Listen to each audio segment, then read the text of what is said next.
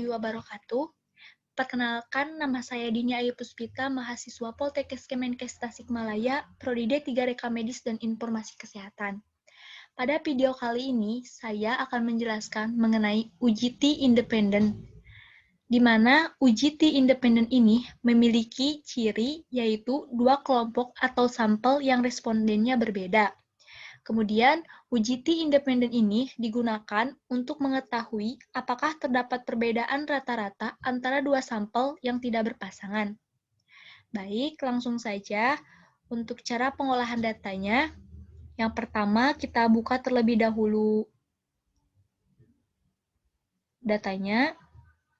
Kemudian,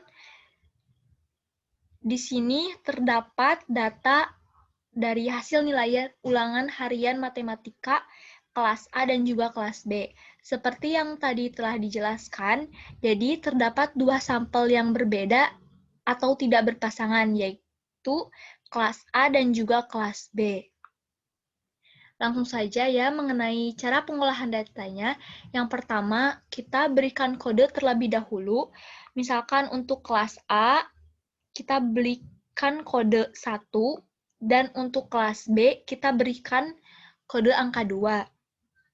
Nah, setelah itu, langsung saja kita buka aplikasi SPSS-nya.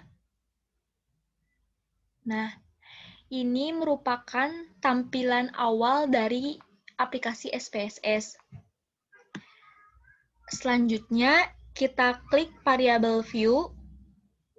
Nah, di sini terdapat name, type, void, decimal, label, value, missing, column, elision, dan juga measure. Nah, di variable name, kita ketikkan variable kelas. Untuk variabel yang kedua yaitu hasil.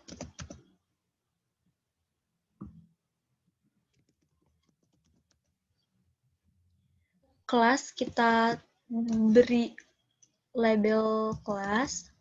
Nah, untuk hasil kita beri label ulangan harian matematika. Nah, pada bagian variabel kelas, pada value, kita klik ini.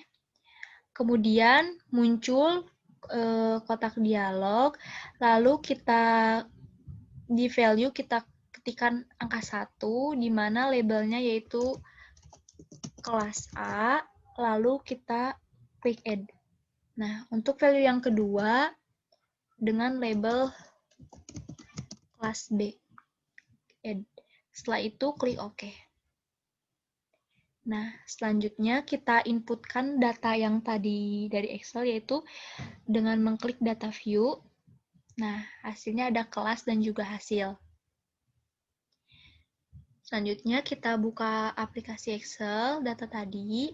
Nah, untuk kelas A kita inputkan. Kita blok semua.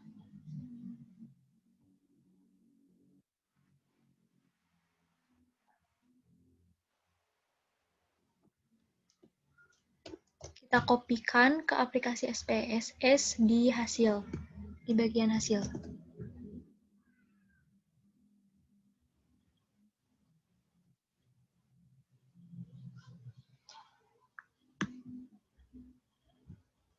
Nah, selanjutnya yaitu untuk kelas B, sama seperti tadi, kita kopikan.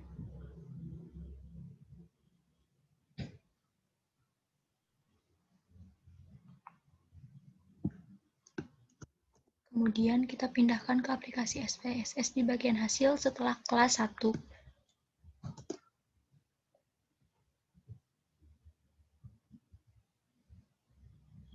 Nah, jika sudah selesai, kemudian pada bagian kelas, tadi kan sudah diberi kode untuk kelas 1 yang terdiri dari 50 responden, yaitu diberi angka 1.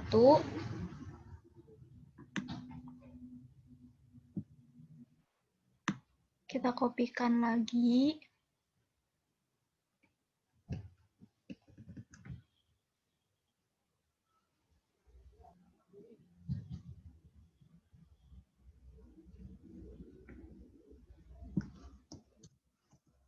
Kemudian kita paste di SPSS di bagian kelas, variabel kelas.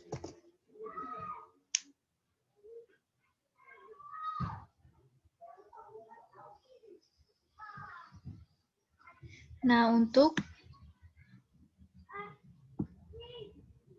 kelas 2 yaitu dengan kode 2, sama seperti tadi, kita blok.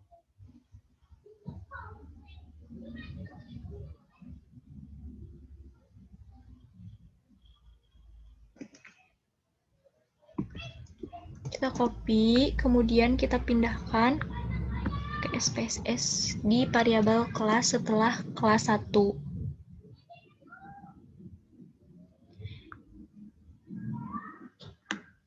Kemudian untuk cara pengolahan datanya, kita klik Analyze, kemudian kita pilih Conformance, lalu kita pilih Independent Sample T-Test. Kemudian klik. Nah, untuk ulangan harian matematika kita pindahkan ke tes variabel, sedangkan untuk kelas kita pindahkan ke grouping variabel. Lalu kita klik Define Groups, kemudian di grup 1 kita pilih ketikkan angka 1, di grup 2 kita ketikkan angka 2, kemudian Continue, lalu OK.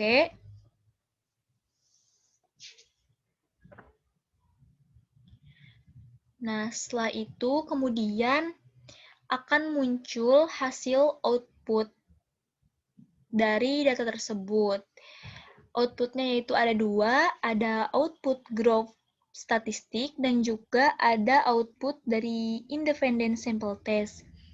Di mana output statistik ini yaitu menjelaskan tentang statistik deskriptif yang tadi sudah data yang tadi sudah diinput, yaitu dari ulangan harian matematika kelas A dan juga kelas B. Di sini terdapat min, yaitu rata-rata, untuk kelas A yaitu 65,02, untuk kelas B 62,96. Juga ada standar deviation, juga standar error mean. Nah, untuk output independent sample test, dapat dilihat untuk hasil signifikasi two-tailed yaitu sebesar 0,45. Jadi, untuk analisis hasilnya di mana diperoleh nilai signifikasi two-tailed sebesar 0,45. Bisa dilihat berdasarkan pengambilan keputusan yang pertama, jika nilai signifikasi two-tailed kurang dari 0,05, maka terdapat perbedaan yang signifikasi antara hasil ulangan harian matematika mahasiswa kelas A dan juga kelas B. Yang kedua yaitu, jika nilai signifikasi two-tailed lebih dari 0,05, maka tidak terdapat perbedaan yang signifikasi antara hasil ulangan harian matematika siswa kelas A dan juga kelas B.